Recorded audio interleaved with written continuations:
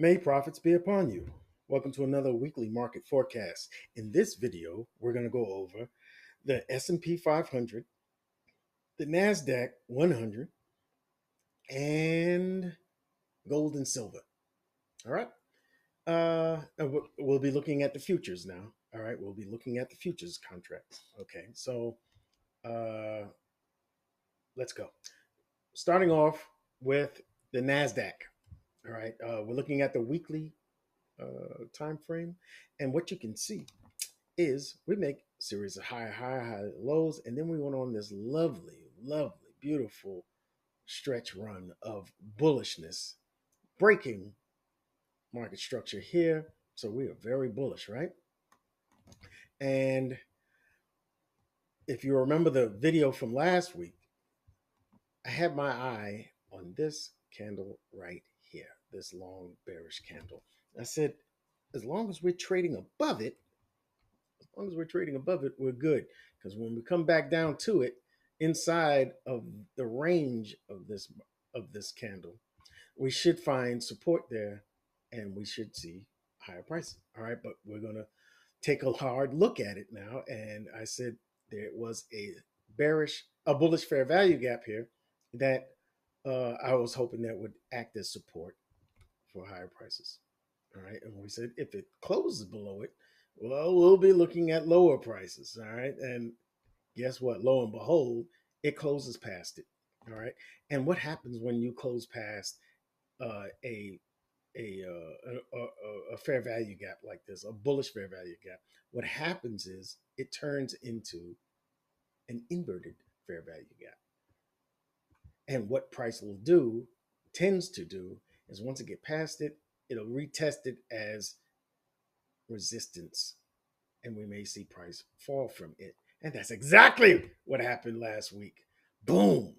All right. The week before, got an indecision candle. Didn't look like we was going to see the follow through just yet. We took out the low of that two weeks ago candle there, but you saw how it retracted right back into it, and I was like, this could mean consolidation, or we may see price start to pull back up. But no, the inverted fair value gap held and pushed down. All right, so this was the candle that I was looking for, man. This candle here. So we are now look at how last week closed. It closed below the close of that candle, right? And it took out the sell side liquidity of that low, of the low of that candle. So let me mark that properly. I lost it. Yep, sure did. I don't know where it's at. Okay. All right, so I'll just leave it alone. Apparently, uh, oh, there it is. I don't know what happened there. Okay, so what are we looking at now? I said the bearish OV must hold for a pullback. What are we talking about? All right, we have this expansion candle. We closed on the week below the low of the previous weekly candle, and to include the one before that. So this is very bearish. It's a very bearish outlook for me. All right, I have a bearish outlook. I don't have a bullish one. All right, you can see why. So if we go to the daily, you can see there's an order block here from this open to that, the top of this candle, the top of the range, and the fall. From there, where it crosses, that's where the order block is, a bearish order block. And I expect this bearish order block to hold price as resistance. Price, you see how it gapped up here? It gapped up into the open of this bullish candle, the push higher before the stronger push down and the stronger sell off. This is where price is right now testing. All right, I'm looking for this to hold for lower prices, and that is it. It doesn't get any more complicated than that. When we're looking for a bias for the week ahead. All right, on the 4 hour, you can see it. This is the sell up, the buys before the strongest sell off. All right, and then you see a pullback into the range of this fair value gap here. There is a bearish 4-hour fair value gap. Price is finding it, and this is where that order block I just showed you on the daily starts. All right, and we should see lower prices from here. Now, should it happen that we come back up to this high and take out that high, all right, then we'll be looking at this and this for targets. All right, higher targets. All right, I will.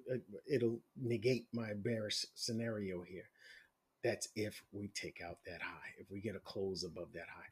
But and barring that, I'm all bearish. Right? If we go to uh, the S&P, the S&P is not very different. Not very different. They are correlated indices. They're correlated assets, meaning that they move very similar, almost identical. All right. You see that the bullish fair value gap that I was looking at failed. The price closed below it. This is on the daily. All right. We pushed higher, have a swing failure. It failed to swing higher than that high. And then we see price just descending down. Look at the bearish fair value gap here. Look how price traded up into it here, pushed down further, formed an order block here, came all the way up, tested the bottom of that fair value gap, that bearish fair value gap, and continued down. All right. Now, what do we have currently happening? Right. Friday's candle closed well within the range of the previous day's candle, Thursday's candle, right? And what does that usually mean? Well, it means that there's a possibility that we can trade higher, and I don't suspect it'll go past the 50% of this wick. I think that because that's in the order block, all right? And you see how price is opening with a gap right now as we speak. It's opening with a gap. I want to see if we're going to continue up higher. If we continue up past this high, then I'll be looking for higher prices to come afterwards. I'll be look to targeting these highs as buy side liquidity targets for the week ahead. But that's not where I'm at right now. Right now, I'm looking for this order block to hold as resistance, and we see lower prices ahead for the week ahead. All right.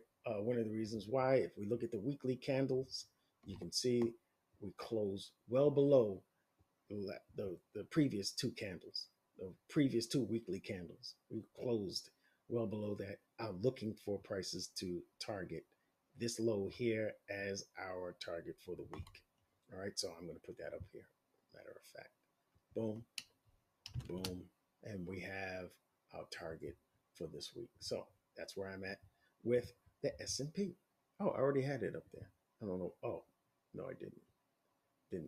I picked the wrong one. There you go. All right. So that's it. Down, down. If we get past this high, up. All right. I will stop all my bearish ideas if we get past this high. We'll see. We shall see. Now, the next asset we're going to look at is gold. And if I could find it, it's right in front of me. Bam. All right. Gold futures right there. Now, this one's a little harder. Why? Looking at the daily. Let me get rid of this. I'll show you why. All right. Looking at the daily, you can see the market has been, I mean, shoot, look, I mean, it's been bullish, all right, for a while. Look at that. This is where the next line of support is. Look at all this bullishness. Okay, too easy. So we pull back and then we move higher, right? But this, for me, constitutes a swing fail. It failed to go higher here. Now, it could still be a more complex pullback and continue up higher. But right now, this is a swing failure, and we are seeing a bearish fair value gap being respected by these wicks here. All right, price is holding it as support, as resistance. I'm sorry, and this bullish fair value gap here, you can argue, is being held as well. All right, we might be in a tug of war here. All right, or jammed uh, price action, which is why price is moving sideways. It moved sideways all last week. But take a look at this weekly candle. If I can get to it, if I can get to it, if I can get to it, thank you. Look at this weekly candle. It's it ended as a doji, an indecisive candle. That means uh, more consolidation. That's all it means. It means indecision. All right. Price doesn't know whether it wants to go bullish or bearish. All right. So we got to be extra careful trading it. Now,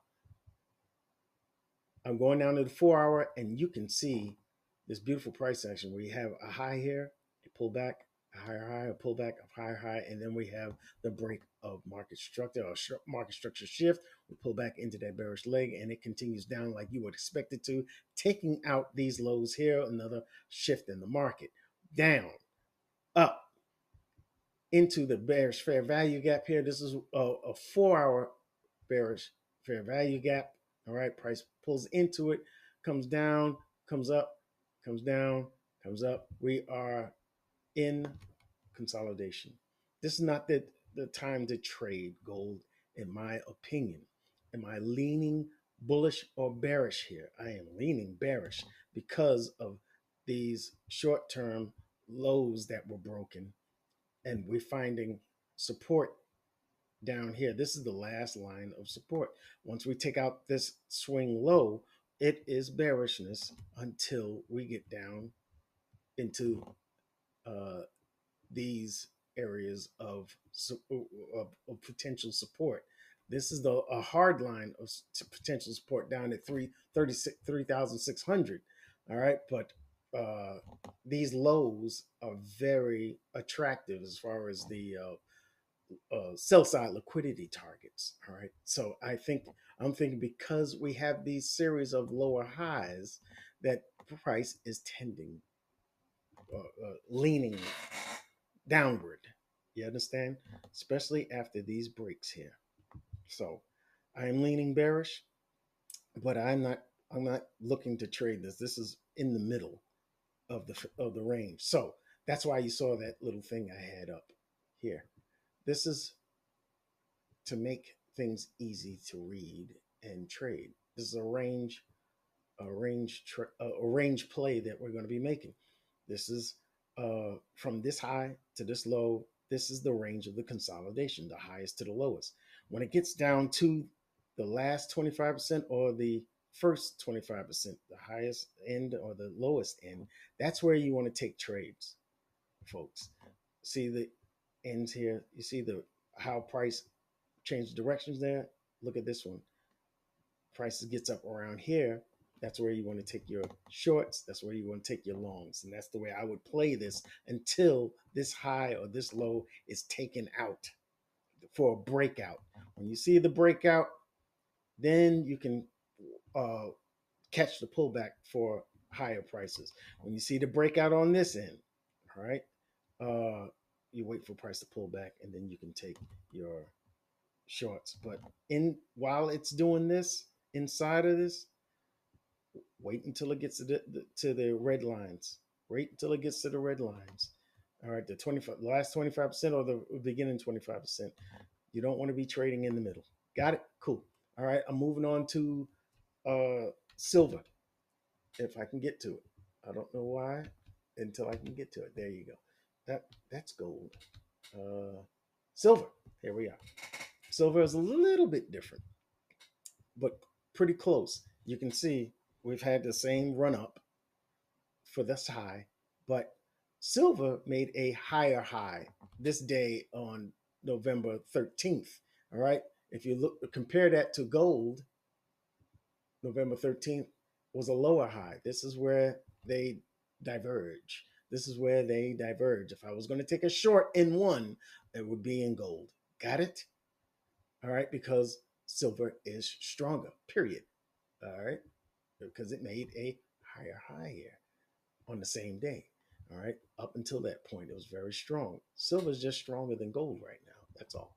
All right. And so let that help guide you. Now, you see the bullish fair value gap here, price tapped into it. And you would think the next candle would take that low and push higher. It did not. It closed lower than the previous close. Then it finally opens up, trades higher, and then comes back and closes within the range of the previous candle. For me, this is the epitome of consolidation. But you see these last two candles, it tended to go lower, all right, and it took out the low, the previous intermediate swing low here. All right, I like the fact that there is a bearish fair value gap here, or an inverted one, from an inverted bullish fair value gap. You can see them both, all right, but the, in either case, price came through this bullish fair value gap, found it as resistance, and two candles later, it turned bearish. You understand? Now, do I think this is going to continue? It's very well that it could. Look where it bounced from, an order block down here. The sell off before the stronger buy up. This is your order block right here. Tapped it, pushed higher. All right. I'm looking for price to either respect the 50% of this wick and continue higher, or not respect that the 50% of that wick and continue lower. It past this order block to cause it to fail. All right. Right now, uh, the bulls, the bulls kind of have the advantage here, because you see how it came in. There's more. This wick is longer than the body of this candle, and I'm looking for price to find some support here. We're going to see. We're going to see. I didn't see it from here. It went up. It came back down to penetrate deeper. I'm thinking this may continue lower. This fair value gap may be tested again down here. So we're going to see how things play out on the 4 hour. I want to check. I want to check it. Aha! You can see lower low, lower high, lower low. You understand? Why would I not think somewhere around this area right here, where you see this order block here, this bearish order block? Why wouldn't I think price is going to turn over here? I'm just that's why I'm more bearish. I'm more bearish on this than bullish, and I think it's probably going to be moving bearishly. But again, I'm going to remind you, gold is a little weaker. All right, doesn't look like it here, but it is weaker because it made a lower low here, and silver made a higher high. So we'll see how this goes. We will see how this goes, but I would rather take a short in gold and a long in silver, even though this looks a little better to me as far as lower lows and lower highs. But it could continue up higher from here. We don't know. We're going to find out. All right. So be patient and wait for your setups. Okay. Wait for some confirmations. And the confirmations would be if price gets past here, gets past 5,200. All right. Comes up towards 52,250. If we see breaks and closes above this high, hey man, start buying. That's what I would start doing. Yeah. All right. But as long and if it comes down, here, I don't know what just happened. All right, if it comes down here on silver, if it breaks that low, for sure I'm looking for price, because this is an order block. I'm looking for prices to go lower. All right, so this is something to watch and be patient with. I hope you enjoyed this video. Make sure you go back and check out the videos that I just put out. One is for the weekly, two for the weekly Forex forecast, where I go through all the Forex majors. Okay, and make sure you leave a like or dislike, or a boost, or a comment or question, anything in the comment section. I always respond to them, and I will see you in the next video. May profits be upon you.